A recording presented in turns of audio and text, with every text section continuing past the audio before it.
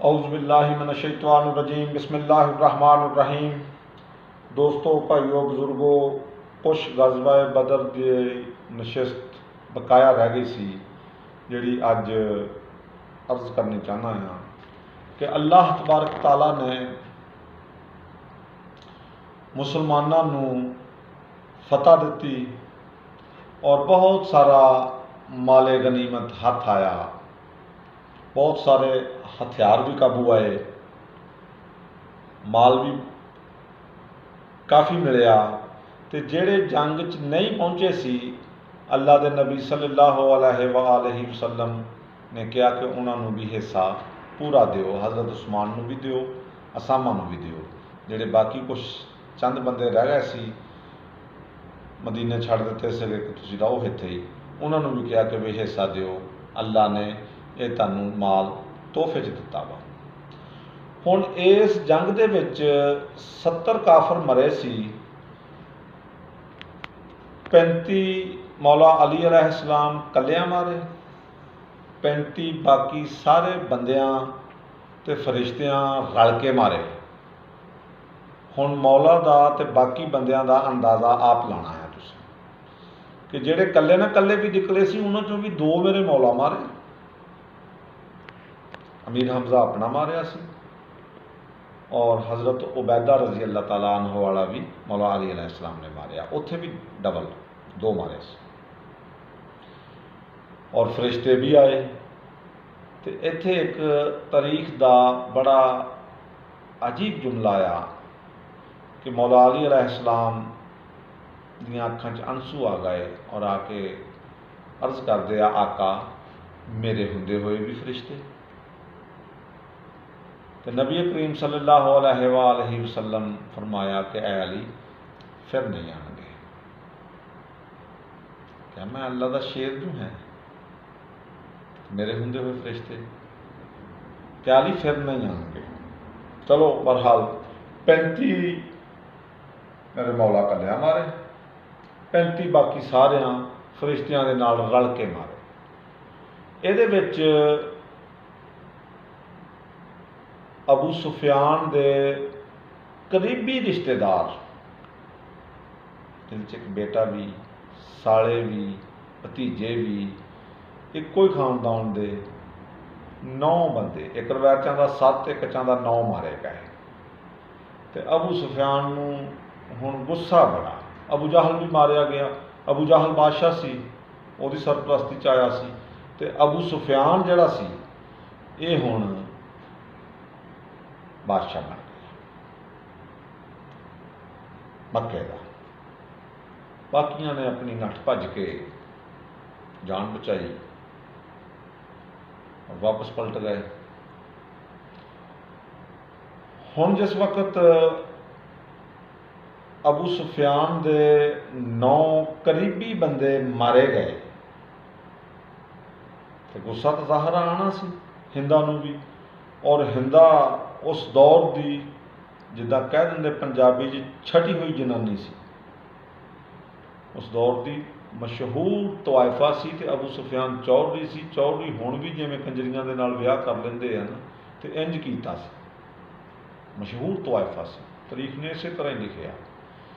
ये ओह तो हजे बाद बयान करनी है। फिर 60 सहेलियां लैके आंदी आ अपनियां इत्थे आके, ओह दे विच लियाणियां इन्हें, वैसे बयान करते हैं वह। लेकिन ये एक बड़ी अहम गल दस्सण वाली सी कि एक सहाबी बड़ी ही बहादरी के नाल लड़िया और बहुत सारे काफिर मारे उन्हें और लड़ता होया आप भी शहीद हो गया। सहाबा कराम रिज़वानुल्लाह अजमईन रसूलुल्लाह सल्लल्लाहु अलैहि वसल्लम की खिदमत से हाजिर हुए। क्या कि या रसूलुल्लाह, मेरा नाम वह ज़हन चो निकल गया, लेकिन तारीख ने लिखिया इस वक्त ज़हन च नहीं कि या रसूलुल्लाह वो तो बहुत आला दर्जे की जन्नत च गया होना, बड़ी ही जुरत न लड़िया, बड़ी ही बहादरी न लड़िया। आप दे चेहरे ते अफसुर्दगी छा गई। फिर सहाबा ने दोहराया या रसूलुल्लाह तो बहुत आला दर्जे की जन्नत च गया होना। आप बड़े अफसुरदा होकर कहते आ कि वह इन्ना गहरा जहन्नम च चला गया कि जिन्ना जमीनों आसमान का फासला। हैरान हो के सहाबा पूछते, या रसूलुल्लाह कि आपने फरमाया कि जख्मां दी ताब ना लियादे हुए अपनी शाह रग अपनी ही तलवार नाल कट दी, खुदकशी कर ली, हराम मौत मारिया गया। पंजाबी च हो गया कि सारी कीती कराई खूह च पा छड्डी उन्हें, और वह जहन्नम च जाएगा, जिहड़ा कि जन्नत दी खुशबू तक भी नहीं सूंघ सकेगा। रसूलुल्लाह दे नाल रहंदा है, गज़वा बदर दे विच बहादरी दे नाल लड़दा है, और जख्मां दी ताब ना लिआंदा होया शारक वड्ढ बैठदा है और जहन्नम च चला जाता है। भी इसलिए किसी की कोई गारंटी नहीं हैगी, किसी टाइम भी कोई ऐसा फेल कर बैठा है कि वह हमेशा लिए जहन्नम से चला जाता है। गारंटी नहीं किसी की भी। इस तरह सहाबा कराम रज़वानुल्लाह अजमाइन मासूम नहीं है, कोई भी गलती कर सकता, किसी टाइम भी कर सकता। सिर्फ अंबिया सलातो सलाम या अहले बैत जिन्हां ते अल्लाह सलाम भेजदा है उन्हां दी गारंटी है, उस तो अलावा किसी की गारंटी नहीं। जिस तरह कुरान की आयत आ उसका तर्जमा आया कि कुछ लोग जन्नत के किनारे पर खड़े होते हैं, ऐसा अमल कर बैठते हैं कि जन्नत से इतनी दूर कर दिए जाते हैं जितना ज़मीन और आसमान का फासला। कुछ जहन्नम के किनारे खड़े होते हैं, ऐसा अमल कर बैठते हैं, ऐसा फेल कर बैठते हैं, वो जहन्नम से इतनी दूर कर दिए जाते हैं जितना कि ज़मीन और आसमान का फासला। जिस तरह जहन्नम के किनारे होर खड़ा सी मदाने कर,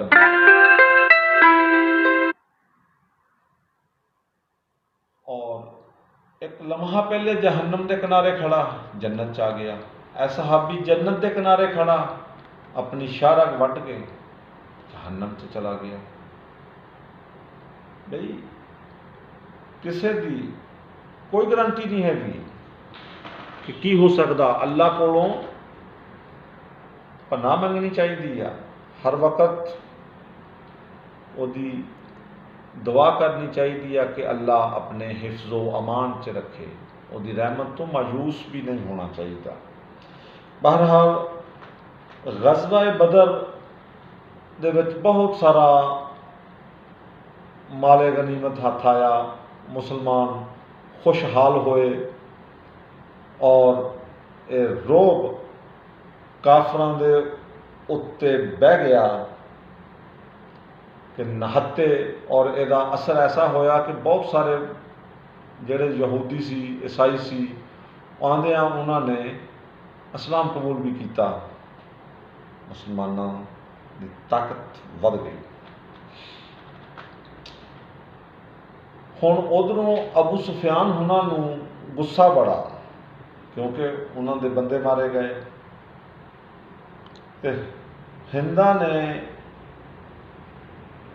बंदियां नूं कहा कि कोई ऐसा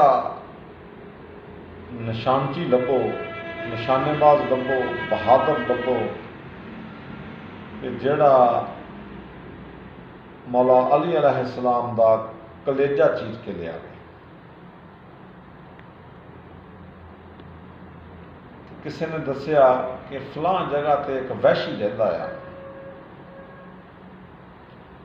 और वह इन्ना निशानेबाज आ कि नचदी हुई कंजरी दे नक की नथली तोड़ दिंदा आ, खराश तक नहीं आन दिंदा आले दुआले।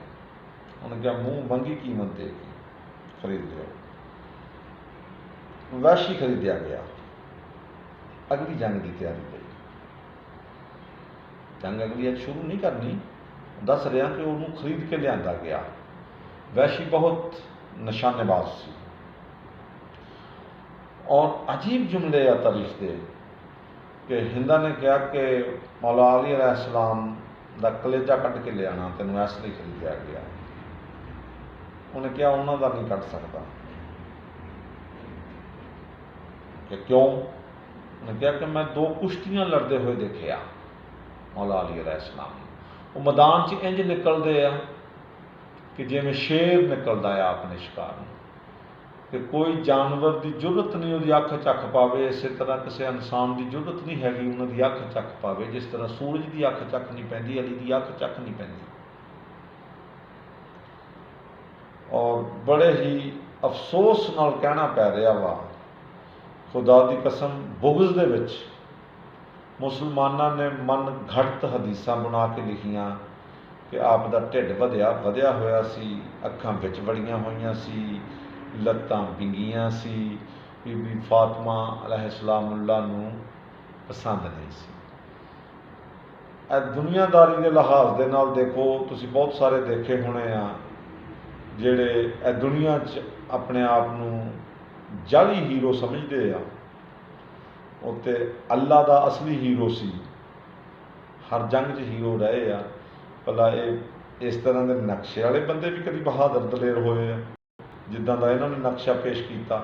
ਬੁਗਜ਼ 'ਚ ਕੀਤਾ ਗਿਆ, ਹੋਰ ਕੋਈ ਗੱਲ ਵੀ ਨਹੀਂ ਹੈਗੀ, ਸਿਰਫ ਬੁਗਜ਼। ਚਲੋ ਬਹਰਹਾਲ ਮਰਜ਼ੀ ਬੁਗਜ਼ ਵਾਲਿਆਂ ਨੇ ਆਪਣਾ ਬੁਗਜ਼ ਰੱਖਣਾ, ਮੁਹੱਬਤ ਕਰਨ ਵਾਲਿਆਂ ਨੇ ਆਪਣੀ ਮੁਹੱਬਤ ਰੱਖਣੀ ਆ। ਗਜ਼ਵਾ-ਏ ਬਦਰ ਦੇ ਅਸਬਾਬ ਵੀ ਬਿਆਨ ਕਰ ਦਿੱਤੇ ਮੈਂ, ਔਰ ਉਹਦੇ ਵਿੱਚ ਮਾਲੇ ਗਨੀਮਤ ਜਿਹੜਾ ਹੱਥ ਆਇਆ ਉਹ ਵੀ ਬਿਆਨ ਕਰ ਦਿੱਤਾ। ਹੁਣ ਮੁਸਲਮਾਨ ਖੁਸ਼ਹਾਲ ਹੋ ਗਏ, ਤਲਵਾਰਾਂ ਸਾਰਿਆਂ ਕੋਲ ਹੋ ਗਈਆਂ, ਹਥਿਆਰ ਆ ਗਏ, ਮਜ਼ਬੂਤ ਹੋ ਗਏ। ਉਧਰ ਜਿਹੜੇ ਹੈ ਉਹਨਾਂ ਨੇ ਆਪਣੀ ਪੂਰੀ ਤਿਆਰੀ ਫੜ ਲਈ ਆ, ਅਬੂ ਸੁਫਿਆਨ ਔਰ ਹਿੰਦਾ ਨੇ ਰਲ ਕੇ, ਕਿਉਂਕਿ ਫਿਰ ਚੌਰ ਦੀ ਰੰਨ ਮਰੀਦ ਵੀ ਹੁੰਦੇ ਆ। ਹਿੰਦਾ ਦਾ ਤਾਬੇਦਾਰ ਵੀ ਸੀ ਅਬੂ ਸੁਫਿਆਨ। ਲੇਕਿਨ ਸਿਰਫ ਇੱਕ ਬਾਤ ਦੱਸ ਕੇ ਇਹ ਨਸ਼ਿਸਤ ਖਤਮ ਕਰਨੀ ਚਾਹੁੰਦਾ ਹਾਂ। ਗਜ਼ਵਾ-ਏ ਉਹਦ ਕੱਲ੍ਹ ਸ਼ੁਰੂ ਕਰਾਂਗੇ, ਦੂਸਰੀ ਜੰਗ ਦਾ, ਕਿ ਤਾਰੀਖ ਗਵਾਹ ਹੈ ਇਸ ਬਾਤ ਦੀ ਕਿ ਜਿਨ੍ਹਾਂ ਔਰਤਾਂ ਦੇ ਕਿਰਦਾਰ ਠੀਕ ਨਹੀਂ ਹੋਏ ਉਹਨਾਂ ਦੀ ਔਲਾਦ ਖੁਦਾ ਦੀ ਕਸਮ ਕਦੇ ਠੀਕ ਨਹੀਂ ਹੋਈ। ਮਾਂ ਦਾ ਅਸਰ ਹੁੰਦਾ ਆ, ਮਾਂ ਦੇ ਦੁੱਧ ਦਾ ਅਸਰ ਹੁੰਦਾ ਆ। ਇਹ ਮੈਂ ਅਗਲੀਆਂ ਨਸ਼ਿਸਤਾਂ 'ਚ ਤਫਸੀਲ ਨਾਲ ਬਿਆਨ ਕਰਾਂਗਾ ਕਿ ਕਿਸ ਤਰ੍ਹਾਂ ਹੁੰਦਾ ਆ। ਲੇਕਿਨ ਇੱਥੇ ਸਿਰਫ ਇੱਕ ਮਿਸਾਲ ਦੇਣੀ ਚਾਹੁੰਦਾ ਆ ਕਿ ਜਿਹੜੀ ਕੁਰਾਨ ਮਜੀਦ ਫੁਰਕਾਨ ਹਮੀਦ ਨੇ ਦਿੱਤੀ ਕਿ ਨੂਹ ਦੀ ਬੀਵੀ ਅਗਰ ਚੰਗੀ ਨਹੀਂ ਸੀ ਤੇ ਉਹਦਾ ਪੁੱਤਰ ਵੀ ਚੰਗਾ ਨਹੀਂ ਨਿਕਲਿਆ। ਤੇ ਹਜ਼ਰਤ ਅਮਾਰੇ ਯਾਸਰ ਰਜ਼ੀ ਅੱਲਾਹ ਤਾਲਾ ਅਨਹੂ ਸ਼ਹੀਦ ਹੋਏ ਆ, ਤੇ ਉਹਨਾਂ ਦੇ ਮਾਂ ਬਾਪ ਵੀ ਇਸਲਾਮ ਤੋਂ ਕੁਰਬਾਨ ਹੋਏ ਆ। ਸਭ ਤੋਂ ਪਹਿਲੇ ਸ਼ਹੀਦ ਉਹਨਾਂ ਦੇ ਮਾਂ ਬਾਪ ਆ, ਉਹਨਾਂ ਦਾ ਬੇਟਾ ਅਮਾਰ ਵਰਗਾ ਹੀ ਹੋਣਾ ਚਾਹੀਦਾ ਸੀ। ਔਰ ਹੁਣ ਇਹ ਹਿੰਦਾ ਜਿਹੜੀ ਗਜ਼ਵਾ-ਏ ਉਹਦ ਦੇ ਵਿੱਚ ਬਿਆਨ ਕਰਨਾ ਆ ਮੈਂ ਇਹਦਾ, ਕਿ ਅਮੀਰ ਹਮਜ਼ਾ अलैहिस्सलाम ਦਾ ਕਲੇਜਾ ਕੱਚਾ ਚਬਾਉਂਦੀ ਆ, ਆਪ ਦੇ ਸਰ ਮੁਬਾਰਕ 'ਚ ਸ਼ਰਾਬ ਪੀਂਦੀ ਆ, ਨੱਕ ਕੰਨ ਅੱਖਾਂ ਕੱਟ ਕੇ ਗਲੇ ਦਾ ਹਾਰ ਬਣਾ ਕੇ ਨੱਚਦੀ ਆ।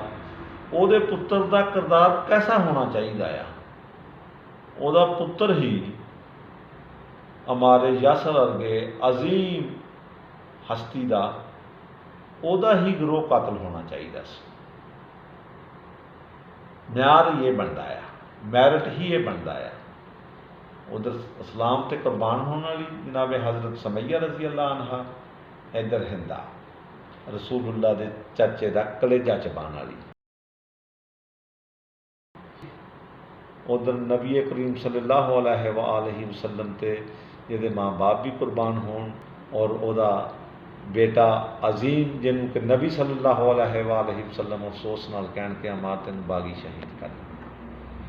ਦੋਸਤੋ ਬਸ ਅੱਜ ਦੀ ਨਸ਼ਿਸਤ ਇਹ ਹੀ ਆ। ਕੱਲ੍ਹ ਗਜ਼ਵਾ-ਏ ਉਹਦ ਦੀ ਜੰਗ ਸ਼ੁਰੂ ਕਰਾਂਗੇ ਕਿ ਉਹ ਕਿਸ ਤਰ੍ਹਾਂ ਹੋਈ ਔਰ ਕਿਵੇਂ ਹੋਇਆ। ਬਦਰ ਮੁਕੰਮਲ ਹੋ ਗਈ। ਅਗਰ ਗੁਫ਼ਤਗੂ ਪਸੰਦ ਆਈ ਹੋਵੇ ਤੇ ਕਮੈਂਟ ਜ਼ਰੂਰ ਕਰਿਆ ਕਰੋ, शेयर भी कर दिया करो ताकि लोगों तक पहुंच सकन असल हकायक। अल्लाह हाफिज़।